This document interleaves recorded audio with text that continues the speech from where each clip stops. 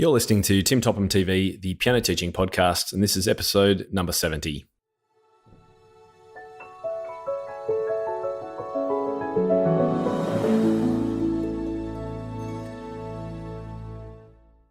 Hi everyone, and welcome back to the place for your weekly shot of inspiration as a piano teacher and a music educator. Today's episode is all about injury prevention and technique. And I've got a very special guest on. It's Dr Bronwen Ackermann, and she is an absolute specialist in the area of musicians injuring themselves and preventing them injuring themselves. She's a specialist musicians physiotherapist and senior musculoskeletal anatomist. She's editor-in-chief of the Medical Problems of Performing Arts journal, and she teaches and lectures at the University of Sydney. I was interested to have Bronwen on in order to continue the conversation that we've been having in previous podcasts about technique, as it's such a fundamental activity that we all engage in as piano teachers. But oftentimes we get very conflicting information from different sources. So I wanted to go right to someone who knows the outcomes, negative and positive, that technique can have on students as they develop. We talk about a number of factors. Most notably, one of the most interesting things I found was a discussion we had about warming up and what that should actually look like for students if they're doing it properly. And I think you'll be very surprised by the result. And we talk about some of the famous people around the world and the famous performers of the past and some of the issues that they all had. We discuss the Talman Technique, Alexander, and a few other different approaches, all coming back to this concept of how can we, as piano teachers, most effectively teach our students the right way to sit, the right way to hold and use our hands, and to ensure that as they develop, they continue with a nice freedom of movement in their playing. So here's my interview today with Bronwen Ackermann, and I know you're going to enjoy it. Bronwen, welcome to the call today. Thank you, Tim. Thank you very much for coming on. It's a Friday afternoon here in Australia, and I'm sure you, like me, are just itching for a glass of wine or something. I certainly am. But today we're here to talk about something that's very interesting for me, which is all about technique, and particularly you as a physio, or that's only one of the things that you do, but getting a specialist on to talk about ways in which we as teachers can help give our students the most fluid and comfortable technique, and avoiding giving them any sort of starters of getting injured, which would just be a terrifying thing. So hopefully we can chat about some of those things today. But before we begin, can you just give everyone a quick overview of some of the music-related roles that you have at the moment? Okay, so one of my I've been a physio since, the late 80s, and started getting involved with musicians surprisingly early on. I did start in elite sports performance, like a lot of physios do, but I was working in an unusual clinic that had a lot of performing artists coming there as well. I'd played instruments myself as a kid, so when I started seeing musicians, and I certainly saw some other actors and dancers and things as well, but the musicians had intrigued me because, as a child I'd played a few different instruments, but hadn't obviously gone on to pursue music in any sort of serious way. But I just assumed that I had quite a, catastrophic soft palate injury playing the clarinet, and it certainly stopped me playing. And at the time, actually, my doctors kind of laughed at me and said they'd never heard of it. And now I think we know a bit more about some of these injuries, but I was sort of intrigued that a lot of the professional musicians I was working with didn't know more. I thought, okay, I was at school, I might have been unlucky, and then I realised actually there just wasn't health information readily available, and all these performers were coming in with injuries that I really felt could have been, much better prevented just by slightly better habits. So very early on, right at the beginning of the 90s, I got interested in this, and that sort of led to me going on tour with orchestras from 95. I've been on lots of international tours with a few different orchestras. These days I've been touring with Australian Chamber Orchestra. I've toured in the past with Sydney Symphony and New Zealand Symphony, and my job's to keep people on stage. And one of the interesting things with this role is that I obviously get to meet a lot of international performers. Obviously, we have quite a few piano soloists on tour or pianists traveling with the orchestra and as part of this. But I became very interested in the sort of lifestyle habits, way they practiced all sorts of things that quite frankly just weren't as health-based as they are in things like sports medicine and other medical domains. And it sort of started off this real interest in trying to find out more and do more. There's only a limited amount you can do as one physio trying to take on this problem that was hard to understand because there wasn't a lot of information easily available. And it led to me doing a PhD, actually. So I was working in this clinic, seeing a lot of musicians, and I opened my own clinic actually down in Canberra for 10 years, and again saw a lot of performing artists, particularly musicians down there. And I ended up doing a PhD looking at ways to prevent musicians' injuries, and this actually now has sort of led to me going back to academia. So I still do physio. I still do music physio. I just see musicians now, and for a range of things, not actually anymore just dealing with injuries necessarily, also dealing with performance-related issues. So sometimes the teacher sends someone to me going, their finger's doing a funny thing on the piano. Can you work out what it is? They might not actually have a pain or injury per se. So I went back, did a PhD, and then kind of got absorbed in the process of trying to problem solve, if you like. And so I now, through a series of sort of events, I'm ending my current role, I guess, is teaching anatomy in the medical school. So I teach applied anatomy, and actually next year I'm starting a series of courses for musicians on anatomy too, because I think some basic applied anatomy is super important to understand, just not too overwhelmingly complex in terms of details, but complex enough that you kind of understand why some things are important and why some folklore is good and some folklore is bad. And there's a lot of folklore around. There's a great range. Yeah. Oh yes. Yes. I have to say that one of my... Sorry, last role. Yeah. Sorry. Yeah. Go on. I was going to say the last thing is I'm also editor of the Medical Problems of Performing Artists Journal. So it's, there is actually a journal that focuses specifically on trying to, lift the awareness of issues in performing artists and try to find solutions to them. So there you go. I had no idea that existed. Medical Problems of Performing Artists publication. So that's Googleable, yes. Is it? People could find that. It is indeed. Fantastic. It is indeed. I must say that one of the very first blog articles I ever wrote was about two things. One was about weight training for pianists, because I was I was starting a weight training program and I was practicing piano at a reasonably high level. And so I was trying to do some research, and there wasn't a whole lot of research about that. So I just decided to try and do things my way, and I wrote about that in an article. But I also, as part of that, decided to look into actually how the hand works, because it's it's phenomenally complex, and I really hadn't got an appreciation until I saw. I quite like medical stuff, so I actually saw someone pull an arm apart. What do you call that? Dissecting. Dissect. Fascinating. Yeah. And I had no idea that all your fingers are all controlled from, I don't know if they're called muscles, but whatever, in your arm, your forearm and your upper arm, right? Forearm. Yeah. That's complete. It's amazing. And all of those things, what do you call them, that pull the fingers up and down, all the ligaments, are they? I don't know, whatever. Tendons. All the tendons. Tendons move the fingers, Yeah, they've all got to go through that tiny little carpal tunnel in your wrist, and so that's why getting the wrists in the right position, I guess, is really important. We're going to talk about that a little bit later on, but I find it fascinating. Yeah. And it's just bewildering that it actually works at all. I know, it's pretty clever.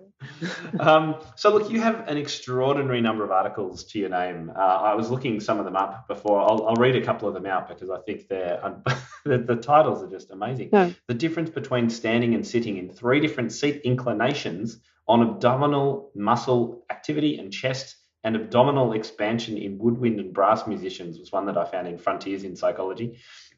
The usefulness Yes. of on-site physical therapy-led triage services for professional orchestral musicians, a national cohort study, and I also found finger movement discriminations in focal hand dystonia, the case study of a cellist. And I thought, wow, Yeah. I mean, you have covered an enormous range of issues, of instruments, Right. of context. So right up from the front of our discussion, what's been your most enlightening or important finding, do you find, in this area?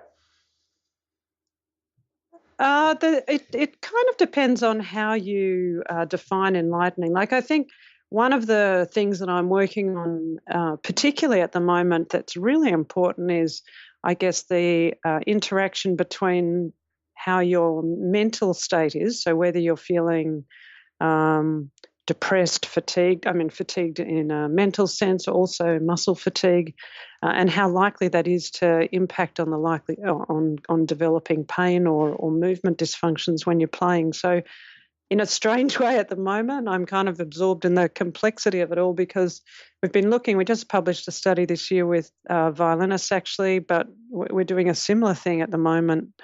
I'll talk about the piano stuff in a minute, but where we looked at things like what happens when you have pain to the muscles that you use when you're playing. And we see really quite different muscle patterns happening for the people that have pain compared to the people that don't have pain. And of course, while it's hard to say, was it the way that they moved that caused the pain, or are they now moving strangely because of pain? Either Yeah. way, it's important. We're sort of seeing a change. And we're also seeing changes in muscle activity pattern if people are feeling particularly stressed. And this is a very interesting area because I think while I want to talk about the physical side more, I worked quite extensively with psychologists collaboratively, if you like, in these projects because, we really have to respect that there's a lot of, perhaps partly due to misinformation, but there is a lot of fear around injury and uh, so people get terrified if something goes wrong, that's it, it's the end of their career, rather than perhaps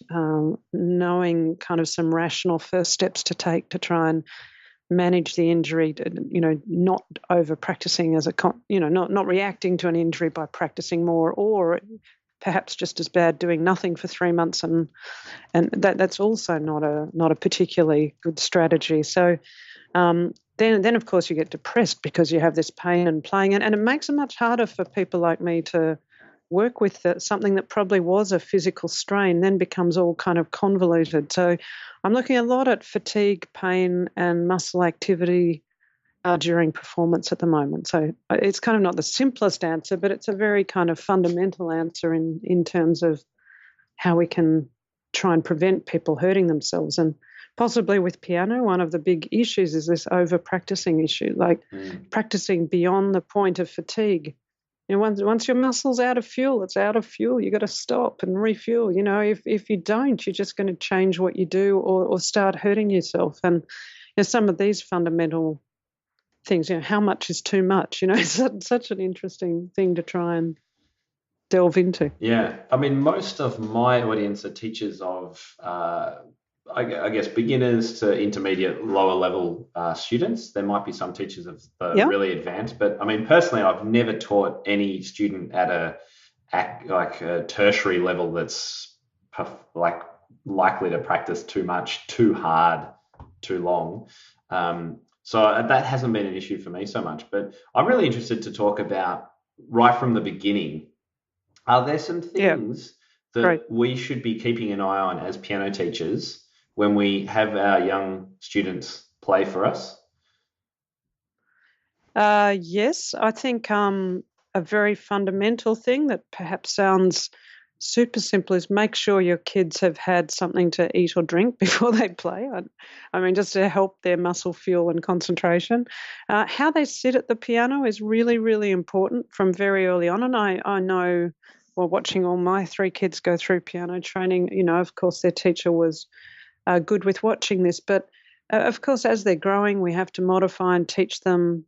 Um, there's sort of some tricks you can teach kids too to get them, uh, helping them sit in a way where their reach is enhanced. So, there's a bit of a tendency to perch the kids too far forward on the piano stool. So thinking, oh, they're little, so we'll perch them right at the front so they can, get their feet on the stool or the floor or whatever you're using. But you have to be careful not to perch them too far, because what happens is the way the pelvis is designed, even in little kids, there's a inherent, you have to make sure the child doesn't feel like they're slipping off the chair, even subconsciously. You have to make sure that if they leant forward, they would be in no danger of slipping. That's often the simplest thing to do, is get them to sit and then get them to reach their arms out, reach towards each end of the piano and lean forward, and just make sure they feel nice and secure in their seat. Yeah. And when kids hit their growth spurt too, they tend to slouch a lot, partly because bones grow faster than muscles. So the muscles actually have a bit of trouble just keeping up with the bones, so they get tired a lot quicker. So in that stage, we have to kind of resit them. Sometimes they might even need to stand up and move around a little bit in the middle of, between pieces or something that you're teaching, just to try and, if you like, flush some blood through the muscles and get them to reset posture. So their sitting posture is super, super important, and sitting in a way where the pelvis is enough on the seat that they're not going to slip off. So they need to stick their bottom out as they sit down. And sit on the front side of the stool, but not so much that they don't have some feeling of security, so they can lean forward and not feel they're slipping. Yeah. And I know that a lot of the time when you're getting really young kids to play with the pedals, if there's no pedal extender or a box, they'll half stand up almost. I certainly see that. Yep. Is that a bad thing? Oh, it's not ideal. Like sometimes in that case, it's better to have them on a chair with a wedge cushion, like to get them, or use a chair that has an incline. I know most studios don't have that, but even if you have the piano stools, yes, right. Incline forward, so that they're actually supported in a way where they can still have their pelvis on the seat, but it almost puts them in a position where it's much easier for them to reach the pedal. I was going to say almost puts them towards the standing direction, sort of sitting. So it's easier for them to get good support and still use their balance. Yeah, and aiming for arms parallel to the floor is what I've always been recommending. Right. So what we want to try and do is keep the wrist in what for the wrist is a good range. That's sort of where the arm position comes into it, but generally the knuckles should be slightly higher than the wrist. Now, that's the sort of the amount that if you put your arm out with your palm facing towards the roof and just relaxed your hand, you'll find your knuckles fall a little bit below that front part of your wrist. Okay. So your hand sits there in a curl. Yeah. That's approximately your functional hand position. So just stick your arm out straight, let your hand relax. It usually falls in a roughly functional position. It's quite similar to holding a normal-sized glass of water or something. Yeah. It's that holding a glass of water but face down. So we want slight knuckles. So the top of the wrist isn't necessarily perfectly in line with the top of the hand. It'll be a little bit.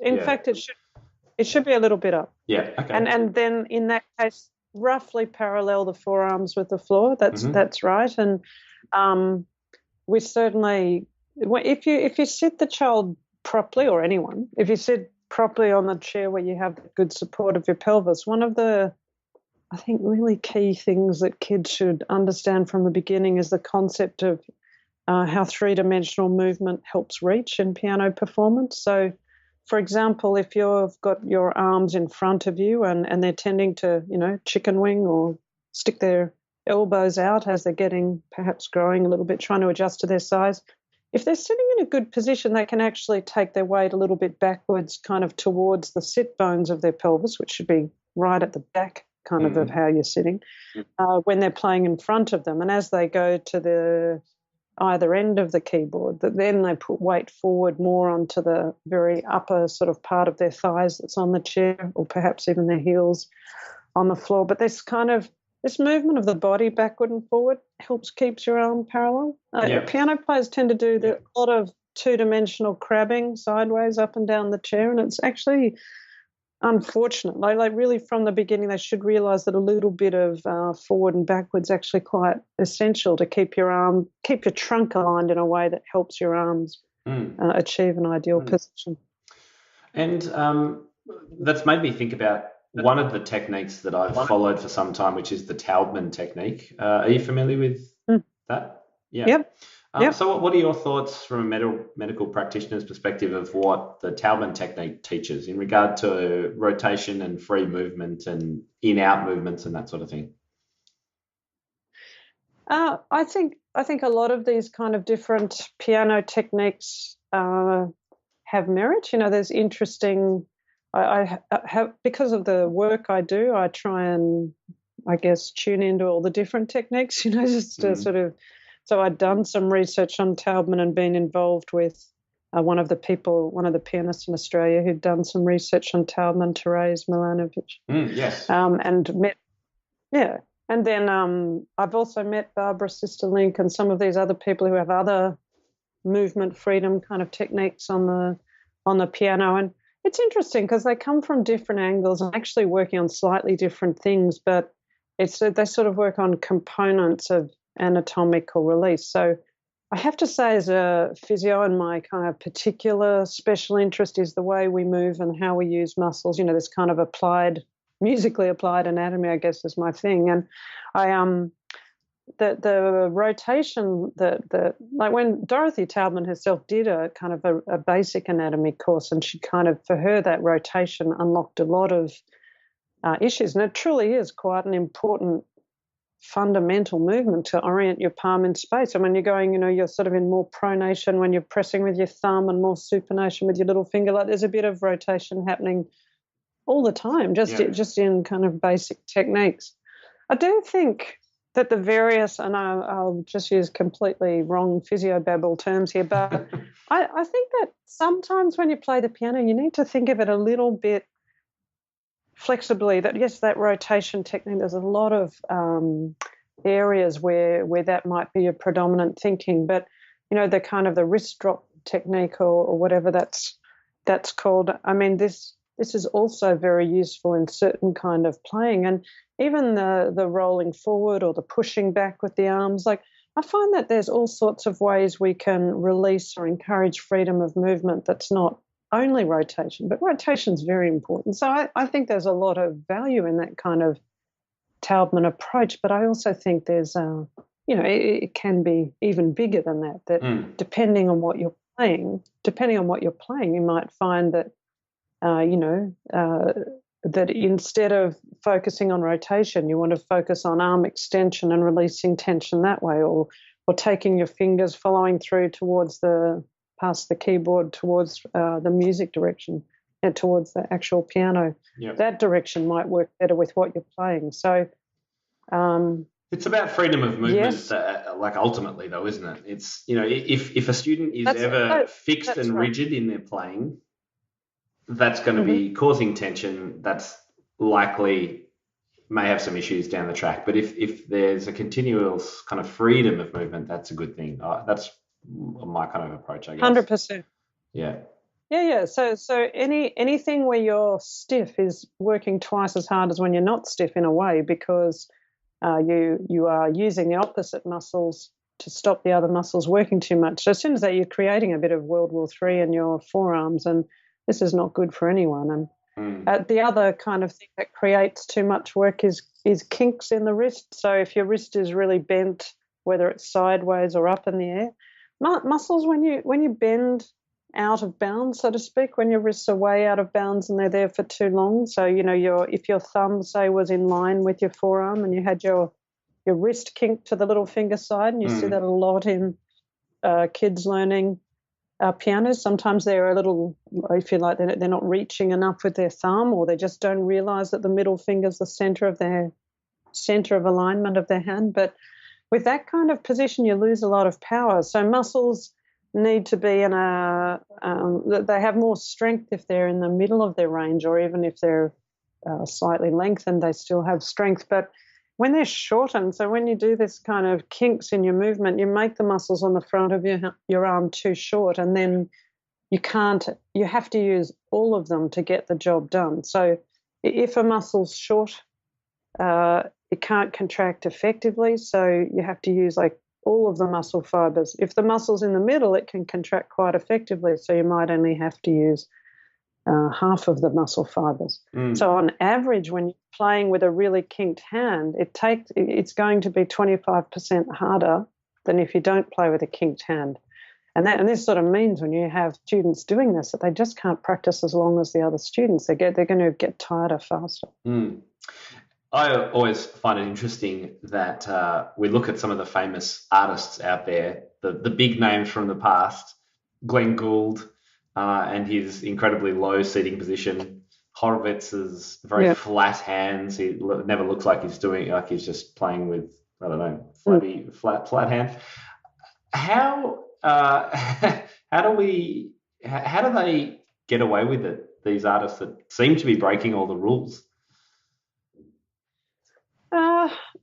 I guess when we talk about getting away with it, I don't mean this to be negative, but people like Glenn Gould actually had a pretty awful medical history. Like, he had pain and problems all the time. He had a lot of performance anxiety. He actually was probably an example of someone who was a brilliant musician, but his positioning and technique wasn't doing him any favors, actually. There's a lot of medical literature written about Glenn Gould. Right. But with there are a lot of techniques out there, but there's a lot of body shapes and structures, and even when you talk about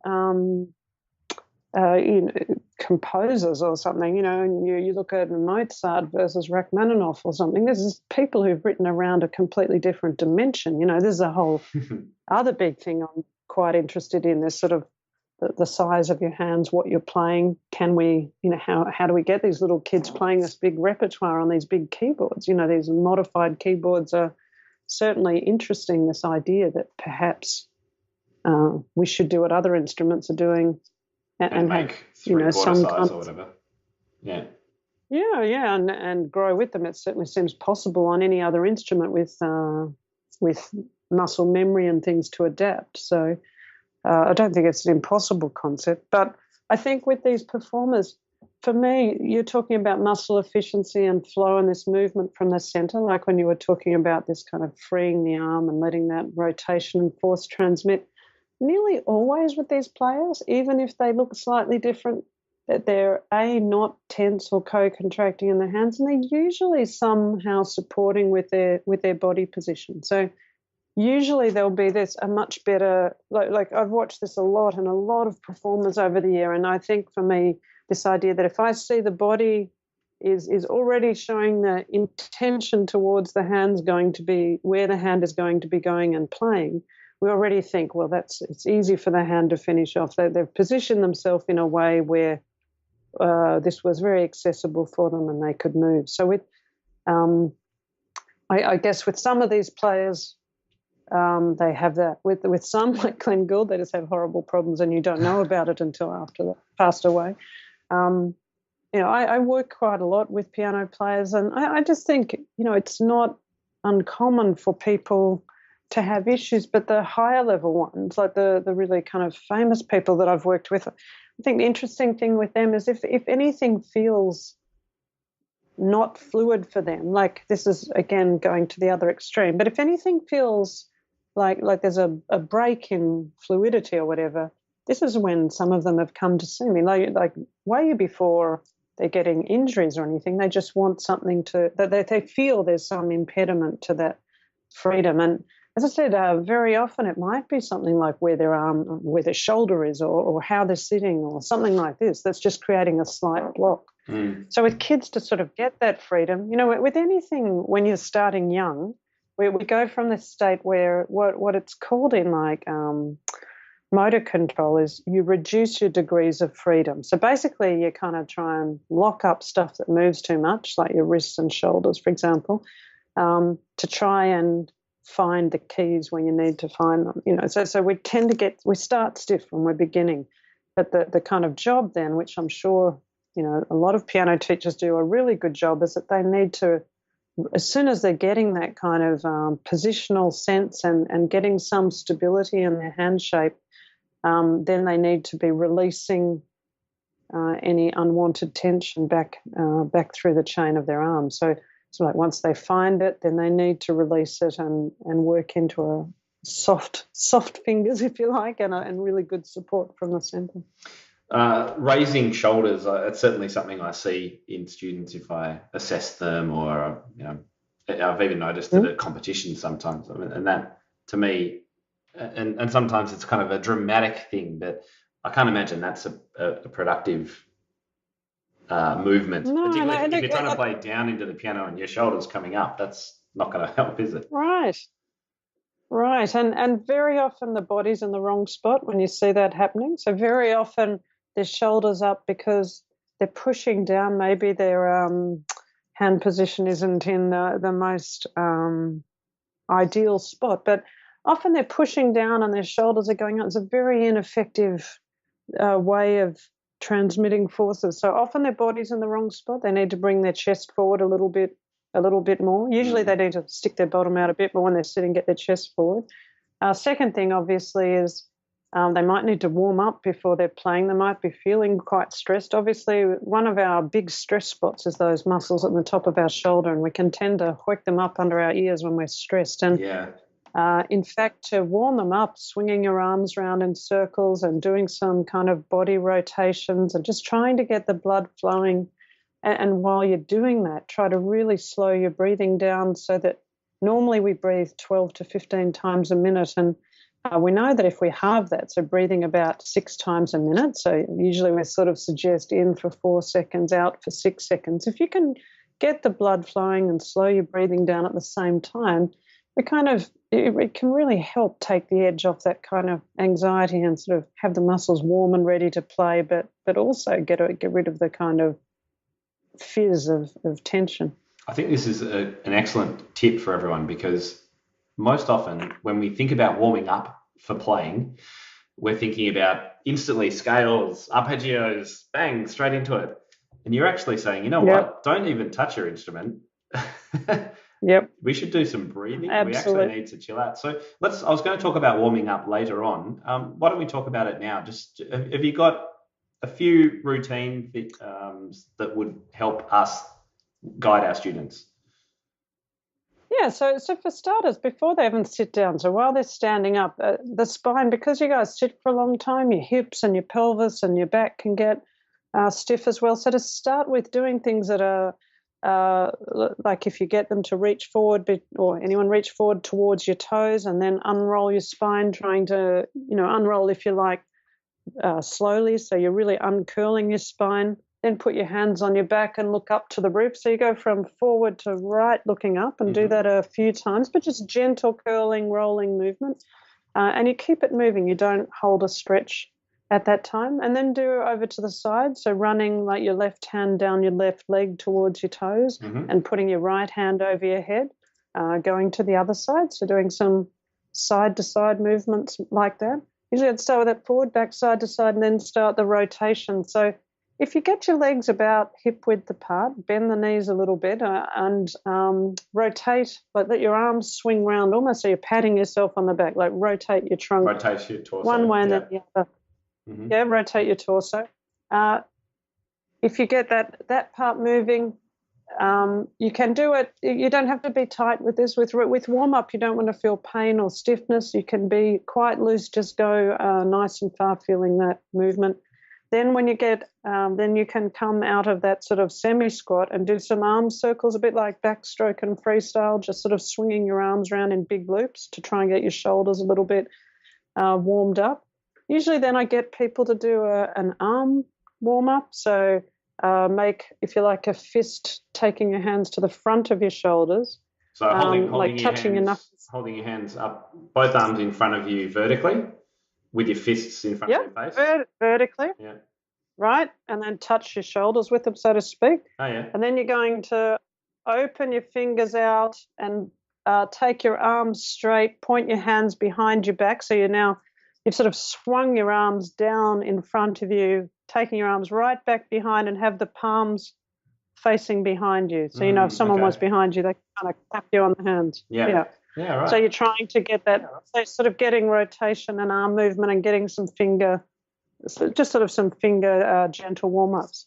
And the last one then is with your arms usually get people to hold their hands together, like clasped above their head, not on their head, but just a bit above it, because we don't want to put them on your head and squash it, but just a bit above it, and then gently try and look over one shoulder at a time, and just let the arm you're looking towards be nice and gentle. Don't kind of pinch your neck, but just turn your head to look backwards on each side, nice and gently. And that should sort of be with a bit of the back roll. So that little routine, if you run through that, it kind of gets your spine and your shoulders, and even to some extent your hips, all kind of nice and mobile before you sit down. That's right. And then a little bit of breathing, a little bit to relax. Right. So when you do it, if you can do it if you're feeling really stressed, interestingly, with warming up, we can rev ourselves up or bring ourselves down. So we can use warm up with this kind of getting in the zone behavior. So if you're feeling really stressed, when you do your warm-ups, do them nice and slow and try and breathe slowly as you do it. You can focus on the counting, just very rhythmical. If you're actually not feeling excited enough about the performance, we still want to breathe relatively normally then, not necessarily slow it right down, and do the movements sometimes a little bit quicker, like get the blood going, get yourself a little bit excited. I often say to people, if you look at the guys at the 100-meter sprints in the Olympics, they're never doing really slow, gentle stuff. They're jiggling, right? They're kind of like, okay, I've got to be... Swimmers as well. Exactly. Yeah. So it depends if you want to bring yourself down or bring yourself up, but warming up's really good for that, really good for that. No, that's great. So but before it's warm up. Yes, yeah. And then is it about playing scales for a pianist, scales and arpeggios? Is that a useful activity in your opinion? Or, as other people recommend, just get straight into your repertoire, use that as your warm-up? Don't obviously do the hardest thing first, play easier things and not too fast. Or would you say, do some scales? I'm probably going to be saying things that you all know, but I would say the very first thing, perhaps you're thinking about it when you're warming up, is you're thinking about what it is that you're trying to make better today on the piano. If you're trying, once you're really warmed up, if your main goal is to play through a piece of repertoire, then play through your piece of repertoire. If you're trying to work on a particular fingering technique, then it's going to be more useful for you to potentially work on with learning a new skill. The best way we can do it is come at it from different angles. So we might use some scales, some arpeggios to try within a context of working on a particular technical skill that we want to improve. So I have to say, I think this is really something that students need to do from the very beginning, from the littlest child. Is we help them a lot with telling them what to practice, but they need to sort of think about whether they practiced in a way that they got what they wanted out of it. Or starting with the goal is vital. But it's so hard for kids to do, I find. It is, but as they get older, this should be something that they're encouraged to do more. So when they're really little, you might mention it and you kind of have to take control of that. But as they get older, they should be really part of the process, because it's something that I think is so critical in not getting injured, is that you have done, you've had there's two things. Like, one is really think about what you want to get out of playing. Then the second thing is, at the end of your practice section, reflect on whether you did it or not. I mean, a lot of people practice stuff they can already play because it's all very nice to do that, because you think, gosh, I sound awesome. But often you really probably would have been better practicing half as long and focusing on the stuff you actually really needed to work on more. 100%. So I think a physical side, we see this sort of tension and stress and things build up. The one other thing I want to say, when you finish your practice session, is be nice to yourself. Like, strangely enough, like if you get off and you think, oh gosh, that was really terrible practice session, it's quite bad for motor skill learning, and it's you need to think, well, was I in the right state before I started? Had I had something to eat and drink? Had I warmed up? Did I think about what I was going to practice? Or or was really just one thing bad and everything else was fantastic. And I should first say, well, all of that was terrific, and here's this one thing that I could work more on. Mm.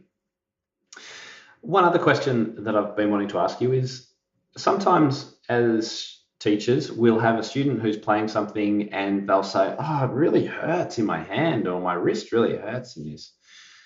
Mm-hmm. When should we be worried about that?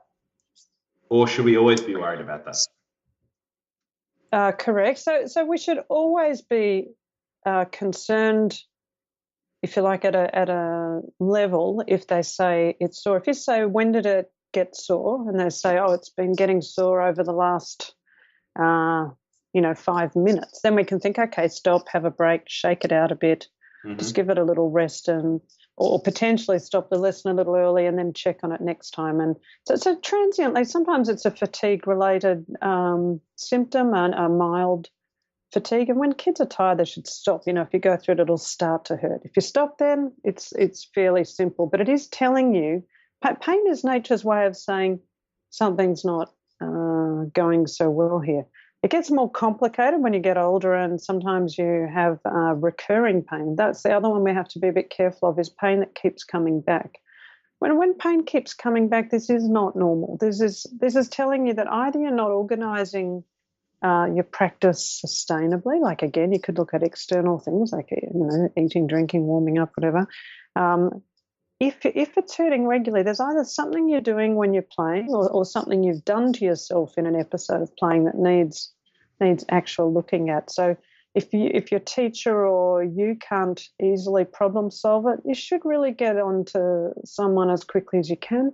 Generally, if you have either someone like a doctor or a physio who's health trained, like you need to go to someone who actually understands what injuries are about and can guide you in the right direction. And usually if you go early, you only have to go, maybe once or twice or something, and it's fixed. But usually you take a couple of days, let it settle. The general rule of thumb we have is called RICE. They just say you've rested initially if it feels a bit sore than it should. If it's swollen, you put ice on it and maybe an elastic bandage or something. That doesn't happen so often in music that it's swollen like that, but you still might find that ice soothes it, and certainly to try and just rest until it settles.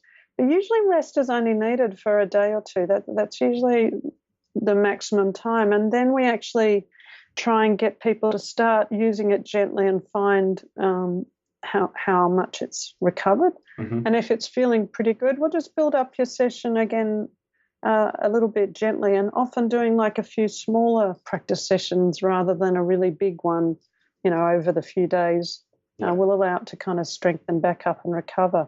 But if pain's not settling, especially if it's been going on for longer than a week, you should go and get direction, because really what it's about is having someone say, give you, a list of what you should and shouldn't do. And particularly, particularly I was going to say the advanced level too. If you're teaching an advanced student who's practicing a lot and they've got pain, that needs to get sorted out.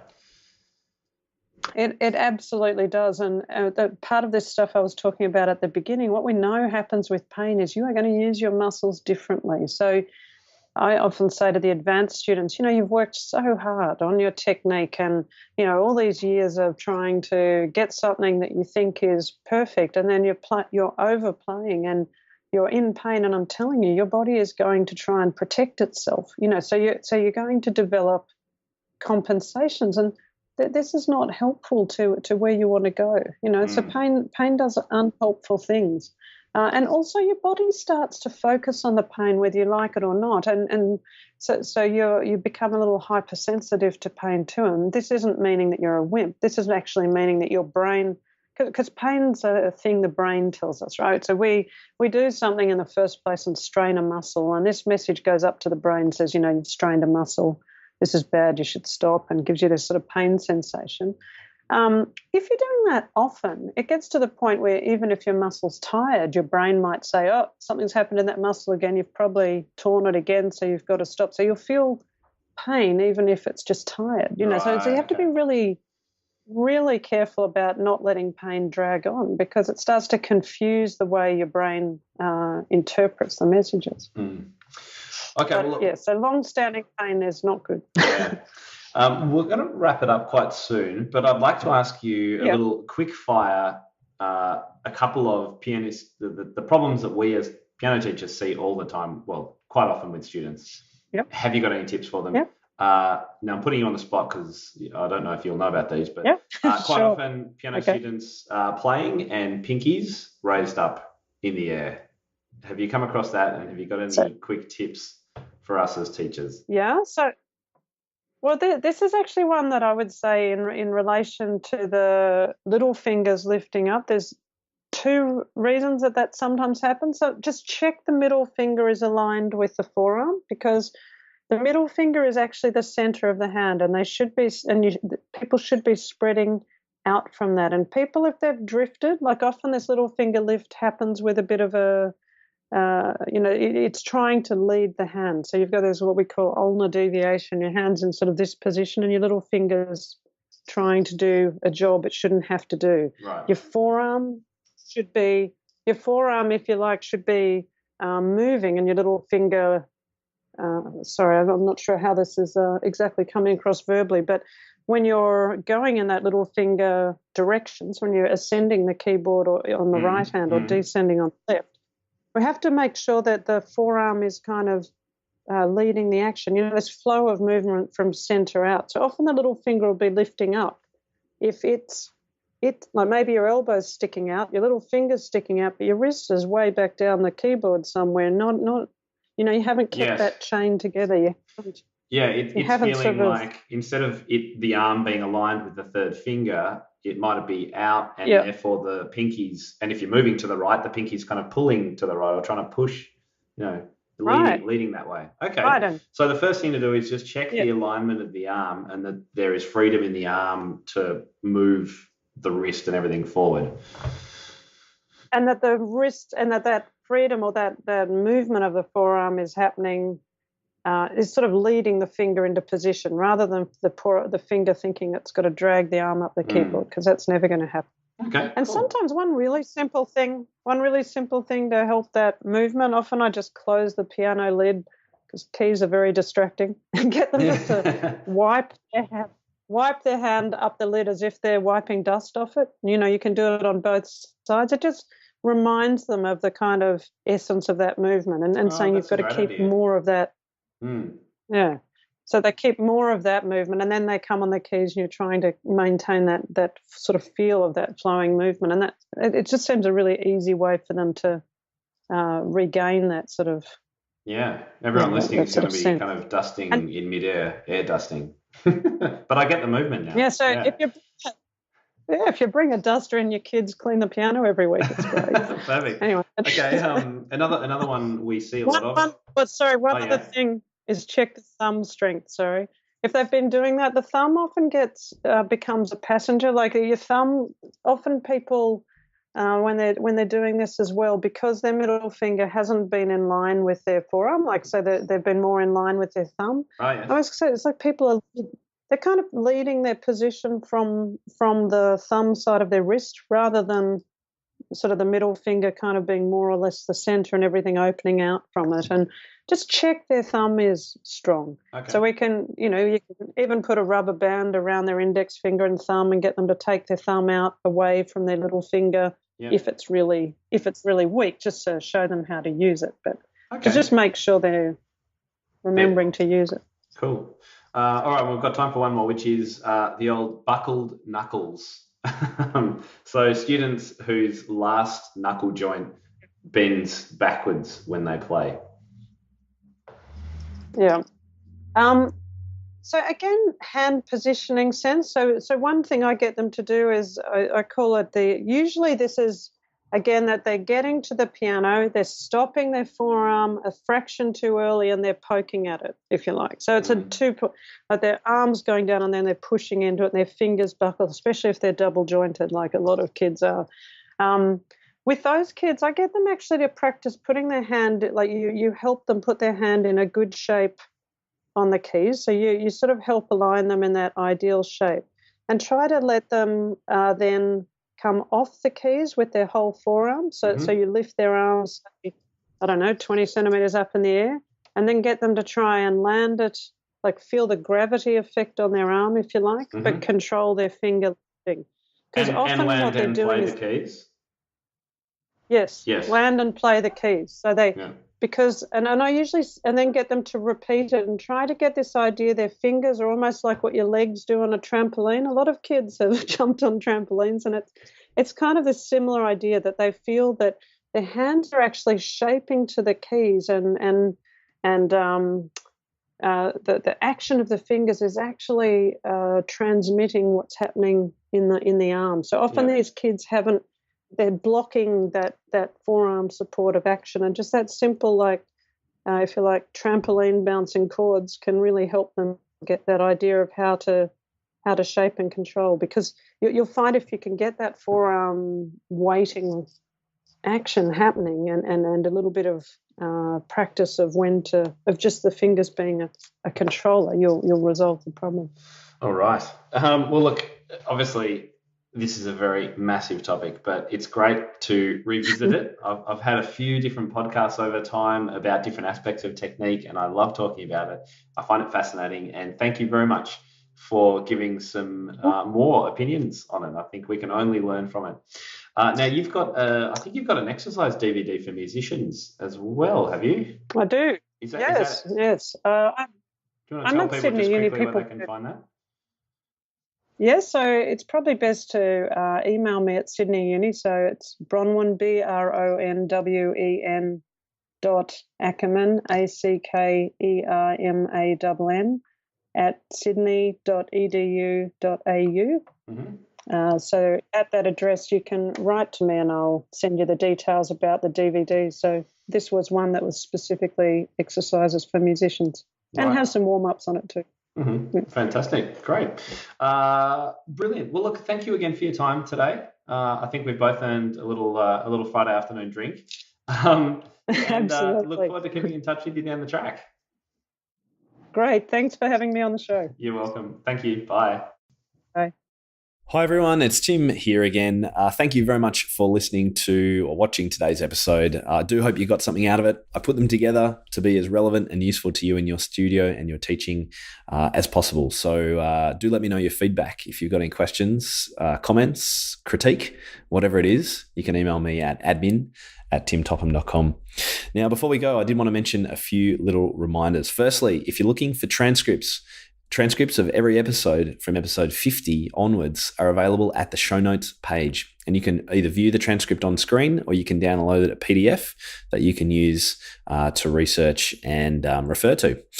To find the show notes of any episode of Tim Topham TV, just type in timtopham.com/episode and then the number. So e.g. timtopham.com/episode 20.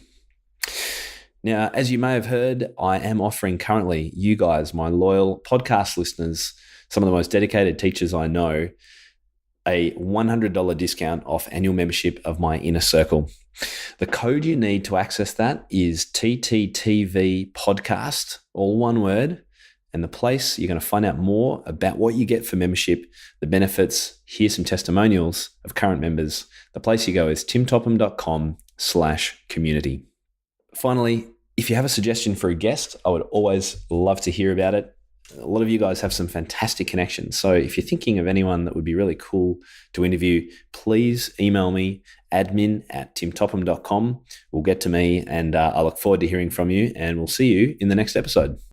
If the idea of a piano teachers community where you get to access the best educational resources, rub shoulders with expert teachers from around the world, and have immediate access to feedback for any of your questions, then InnerCircle membership is for you. The InnerCircle is my private community of piano teachers from across the globe who share a commitment to creating and delivering the most inspiring, modern and progressive learning experiences for their students. Membership is now open, so head to timtopham.com/community to find out more and get involved today. I can't wait to see you on the inside.